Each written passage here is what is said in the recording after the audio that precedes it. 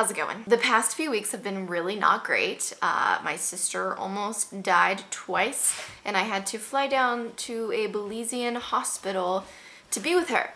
So, how's that for a dog ate my homework kind of excuse? Hi, hello, my name is Jordan. I live in the Pacific Northwest, and honestly, I'm just trying to get my shit together. But along with that, I'm trying to finish my debut novel so that one day I can be a published writer. There are two main reasons why I love fantasy. The first being that you get to immerse real world issues in a fun and entertaining way.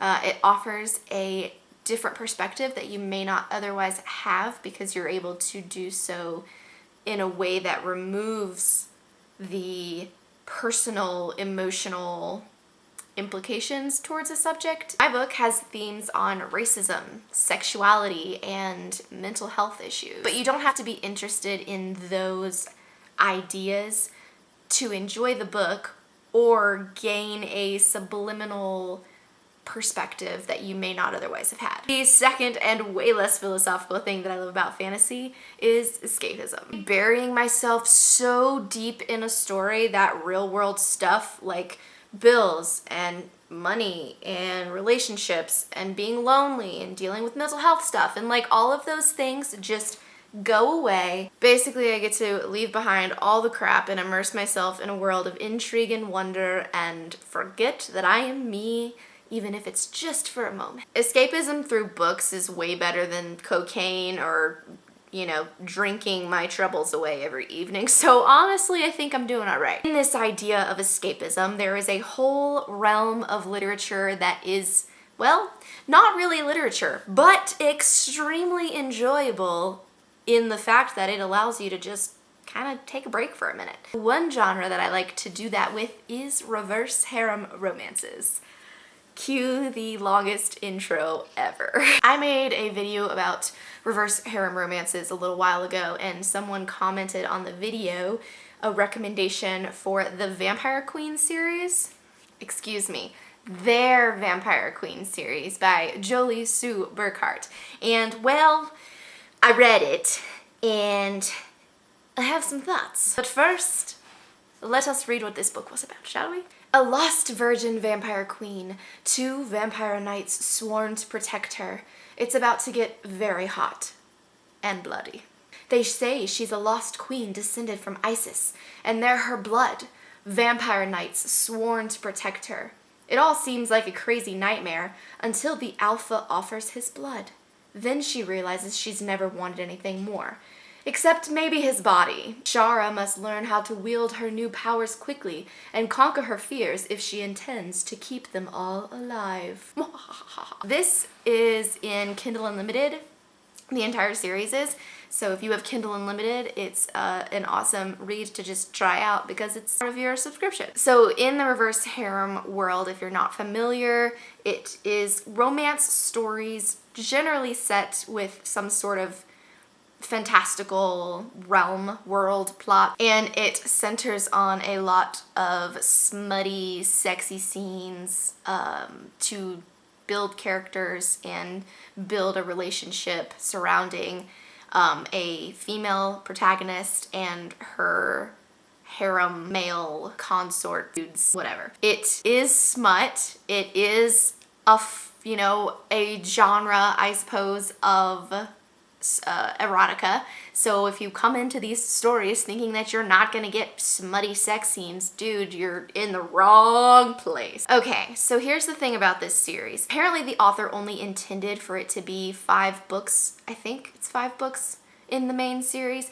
So she planned out and plotted out everything up until that point, but then she says that the story kind of ran away with her and she wanted to write more and keep going with it. So she's continued the series with the same characters and the same subplot that was kind of going on, but it feels a little bit differently. I've only read part of that 6th book, but first book in that. Anyways, it's confusing. Anyways, the girl on girl in this series, I was a little disappointed. I'm not gonna lie. I think it felt a little weird, partly because of this jealousy dynamic that the main character had. Like, you know, her men can screw each other, but there can't be another woman like brought into the mix of things. So the woman that does eventually come into her blood, her harem, she, you know, has an aversion to men and, you know, doesn't really get along with everybody at first. I don't know. It felt strange and not very polyamorous, but again, that is very assumptive. That's me assuming a lot.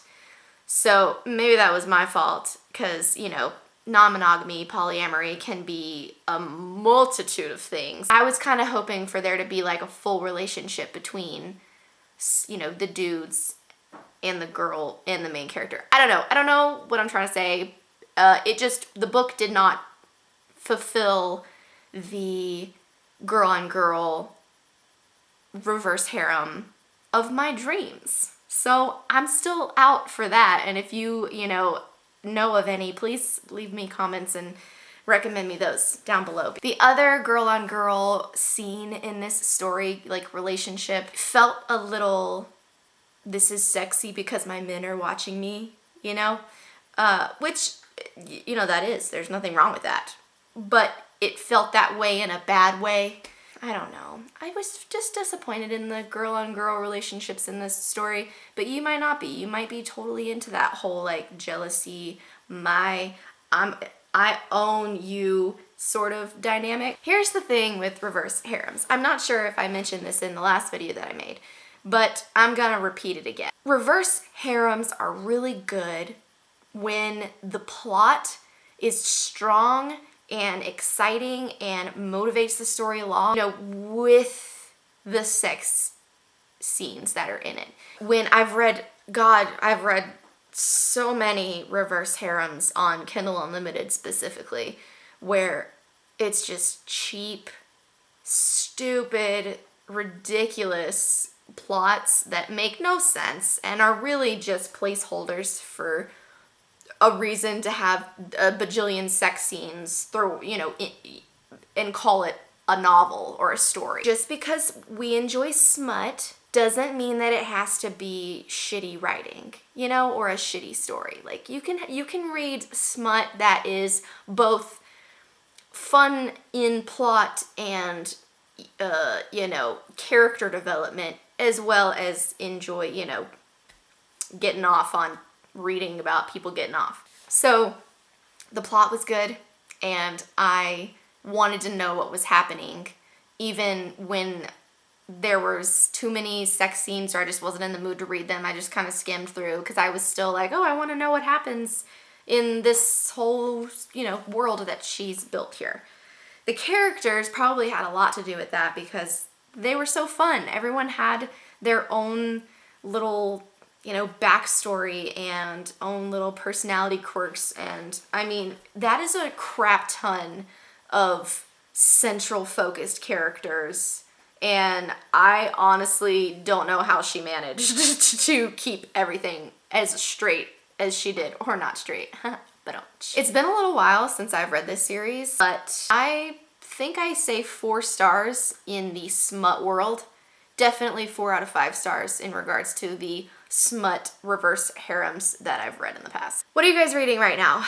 Or are you not reading but writing because it's NaNoWRIMO? Happy NaNoWRIMO to all of you people doing NaNoWRIMO. I'm currently trying to focus on editing my book, working really hard on that, as well as part-time jobs.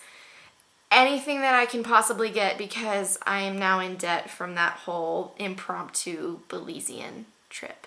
So I'll be staying home and reading library books for the foreseeable future. Any library books you know of that are really great, leave them in a comment below. I'd love to know what you guys are reading or what you're working on if you're working on a NaNoWRIMO project. If you like this video, make sure to give it a thumbs up. I will be back to making weekly videos.